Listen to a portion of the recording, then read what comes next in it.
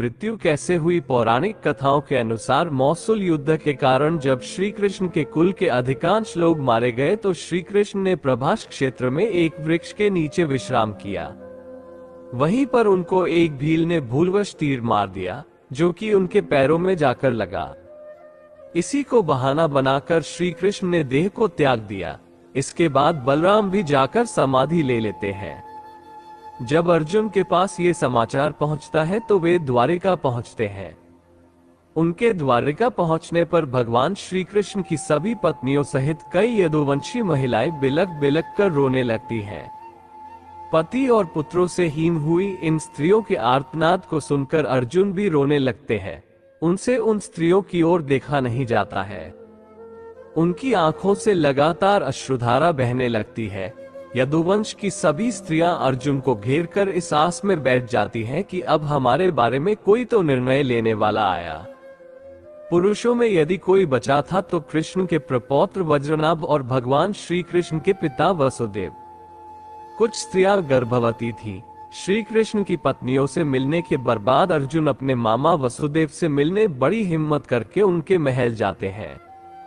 श्री कृष्ण के पिता वसुदेव अर्जुन को देखते ही रोने लगते हैं और उन्हें अपने गले लगा लेते हैं। कुछ समय बाद वे अर्जुन को यादवों की आपसी लड़ाई का सारा किस्सा सुनाते हैं और बाद में श्री कृष्ण एवं बलराम के परमधाम चले जाने के बारे में कहते हैं। वसुदेव ये भी कहते हैं कि श्री कृष्ण कह गए थे कि तुम अर्जुन आओगे और तुम ही अब इन स्त्रियों के बारे में निर्णय लोगे। तुम्हारे यहाँ से चले जाने के बाद इस द्वारिका नगरी को समुद्र डुबो देगा। कुछ समय रुककर वसुदेव कहते हैं कि मेरा भी अंतिम समय आ गया है और तुम ही मेरा अंतिम संस्कार करोगे। अर्जुन वसुदेव की बात सुनकर मन ही मन बहुत दुखी होते हैं। तब वे वृष्णिवंश के सभी मंत्रियों से मिलते हैं और वे इस वंश के सभी स्त्री, बालक और बूढ़ों को यहाँ से इंद्रप्रस्थ ले जाने के लिए इंतजाम करने को कहते हैं। उस दिन अर्जुन रात को द्वारिका में ही रुकते हैं। सुबह समाचार मिलता है कि वसुदेव ने अपनी देह छोड़ दी। ये समाचार सुनकर द्वारिका में फिर से महिलाएं रोने बिलखने लगती हैं। तब अर्जुन अपने मामा वसुदेव के अंतिम संस्कार की तैयारी कर उन्हें नगर से दूर एक स्थान ले जाते हैं। उस समय हजारों की संख्या में द्वारिकावासी भी उनके साथ होते हैं। पीछे पीछे वसुदेव की पत्नियां भी चल रही थी। उनकी 4 पत्नियां थीं, देवकी, भद्रा, रोहिणी और मदिरा। जब चिता में आग लगा दी गई तो वे सभी पत्नियां भी उस चिता पर जा बैठी। ये भयानक दृश्य देख अर्जुन का दिल फट जाता है। इसके बाद अर्जुन उस स्थान पर गए जहां यदुवंशी आपस में लड़कर मारे गए थे। वहां कई संख्या में वीरों के शव पड़े थे।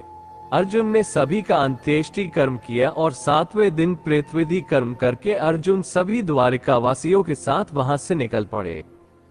उनके साथ ऊंट, घोड़े, खच्चर, बैल, रथ आदि पर सवार द्वारिकावासियों के साथ ही भगवान श्री कृष्ण की 8 पत्नियां भी थीं। साथ में श्री कृष्ण का प्रपौत्र वज्रनाभ भी था। कहते हैं कि यह लाखों लोगों का लश्कर था। अर्जुन के द्वारिका से निकलते ही नगरी समुद्र में डूब जाती है। इस अद्भुत दृश्य को द्वारिकावासी अपनी आंखों से देखकर आश्चर्यचकित हो जाते हैं। उस समय वे सभी बस यही सोचते हैं कि देव की लीला अद्भुत है। ये समुद्र तब तक रुका था जब तक कि हम सभी द्वारिका के बाहर नहीं निकल जाते। रास्ते में भयानक जंगल आदि को पार करते हुए वे पंचम देश में पड़ाव डालते हैं। वहां रहने वाले लुटेरों को जब ये खबर मिलती है कि अर्जुन अकेले ही इतने बड़े जन समुदाय को लेकर इंद्रप्रस्थ जा रहे हैं, तो वे धन के लालच में वहां धावा बोल देते हैं। अर्जुन चीखकर लुटेरों को चेतावनी देते हैं, लेकिन लुटेरों पर उनकी चीख का कोई असर नहीं होता है और वे लूटपाट करने लगते हैं। वे सिर्फ स्वर्ण आदि ही नहीं लूटते हैं, बल्कि सुंदर और जवान महिलाओं को भी लूटते हैं। चारों ओर हाहाकार मच जाता है। ऐसे में अर्जुन अपने दिव्यास्त्रों का प्रयोग करने के लिए स्मरण करते हैं, लेकिन उनकी स्मरण शक्ति लुप्त हो जाती है। कुछ ही देर में उनके तरकश के सभी बाण भी समाप्त हो जाते हैं। तब अर्जुन बिना शस्त्र से ही लुटेरों से युद्ध करने लगते हैं, लेकिन देखते ही देखते लुटेरे बहुत सा धन और स्त्रियों को लेकर भाग जाते हैं। खुद को असहाय पाकर अर्जुन को बहुत दुख होता है। वे समझ नहीं पाते हैं कि क्यों और कैसे मेरी अस्त्र विद्या लुप्त हो गई। जैसे तैसे अर्जुन यदुवंश की बची हुई स्त्रियों व बच्चों को लेकर इंद्रप्रस्थ पहुंचते हैं। यहाँ आकर अर्जुन भगवान श्री कृष्ण के प्रपौत्र वज्र को इंद्रप्रस्थ का राजा बना देते हैं। बूढ़ों, बालकों व अन्य स्त्रियों को अर्जुन इंद्रप्रस्थ में रहने के लिए कहते हैं। इसके बाद वज्र के बहुत रोकने पर भी अक्रूर जी की स्त्रियां वन में तपस्या करने के लिए चली जाती हैं। भगवान श्री कृष्ण की 8 पत्नियां थीं, जिसमें से रुक्मिणी और जाम्बवंती अग्नि में प्रवेश कर जाती हैं।